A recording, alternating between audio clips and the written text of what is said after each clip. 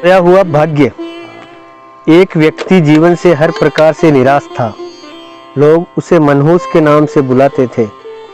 एक ज्ञानी पंडित ने उसे बताया कि तेरा भाग्य फला पर्वत पर सोया हुआ है, तू उसे जाकर जगा ले तो भाग्य तेरे साथ हो जाएगा। बस फिर क्या था, वो चल पड़ा अपना सोया भाग्य जगाने। रास्ते में जंगल पड़ा तो एक शेर उसे खाने को लपका। वो बोला, भाई मुझे मत खाओ, मैं अपना सोया भाग्य जगाने जा रहा हूँ। शेर ने कहा कि तुम्हारा भाग्य जाग जाए तो मेरी एक समस्या है, उसका समाधान पूछते लाना। मेरी समस्या यह है कि मैं कितना भी खाऊं मेरा पेट भरता ही नहीं है। हर समय पेट भूख की ज्वाला से जलता रहता है। मनहूस ने कहा, ठीक है। आगे जाने पर एक किसान के घर उसने रात बिताई। बातों बातों में पता चलने पर कि वो अपना सोया भाग्य जगाने जा रहा है। किसान ने कहा कि मेरा भी एक सवाल है, अपने भाग्य से पूछकर उसका समाधान लेते आना। मेरे खेत में मैं कितनी भी मेहनत कर लूं पैदावार अच्छी होती ही नहीं। मेरी शादी योग्य एक कन्या है, उसका विवाह इन परिस्थितियों में मैं कैसे कर पाऊंगा। मनहूस बोला, ठीक है। और आगे जाने पर वो एक राजा के घर मेहमान बना। रात्रि भोज के उपरांत राजा ने यह जानने पर कि वो अपने भाग्य को जगाने जा रहा है, उससे कहा कि मेरी परेशानी का हल भी अपने भाग्य से पूछते आना। मेरी परेशानी यह है कि मैं कितनी भी समझदारी से राज्य चलाऊं, मेरे राज्य में अराजकता का बोलबाला ही बना रहता है। मनहूस ने उससे भी कहा, ठीक है। अब वो पर्वत के पास पहुंच चुका था। वहां पर उसने अपने सोए भाग्य को झिंझोड़ कर जगाया। उठो उठो, मैं तुम्हें जगाने आया हूं।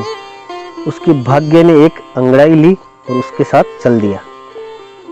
उसका भाग्य बोला, अब मैं तुम्हारे साथ हरदम रहूंगा। अब वो मनहूस न रह गया था, बल्कि भाग्यशाली व्यक्ति बन गया था और अपने भाग्य की बदौलत वो सारे सवालों के जवाब जानता था। वापसी यात्रा में वो उसी राजा का मेहमान बना और राजा की परेशानी का हल बताते हुए वो बोला, क्योंकि तुम एक स्त्री हो और पुरुष वेश में रहकर राज काज संभालती हो, इसीलिए राज्य में अराजकता का बोलबाला है।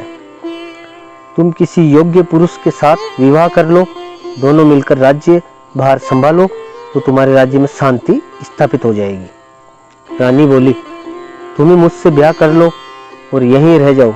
भाग्यशाली बन चुका वो मनहूस इनकार करते हुए बोला, नहीं नहीं, मेरा तो भाग्य जाग चुका है, तुम किसी और से विवाह कर लो।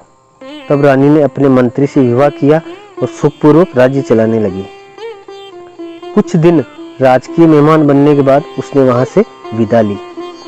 चलते चलते वो किसान के घर पहुंचा और उसके सवाल के जवाब में बताया कि तुम्हारे खेत में 7 कलश हीरे जवाहरात के गड्ढे हैं।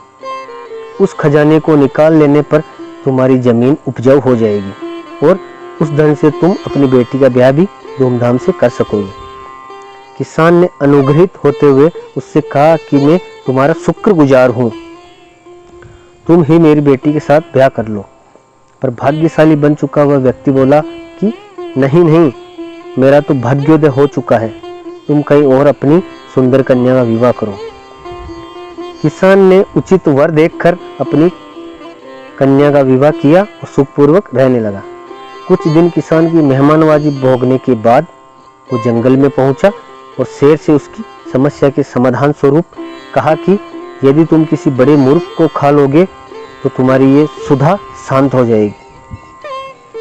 शेर ने उसकी बड़ी आवभगत की और यात्रा का पूरा हाल जाना। सारी बात पता चलने के बाद शेर ने कहा कि भाग्योदय होने के बाद इतने अच्छे और बड़े 2 मौके गंवाने वाले है इंसान, तुझसे बड़ा मूर्ख और कौन होगा। तुझे खाकर ही मेरी भूख शांत होगी।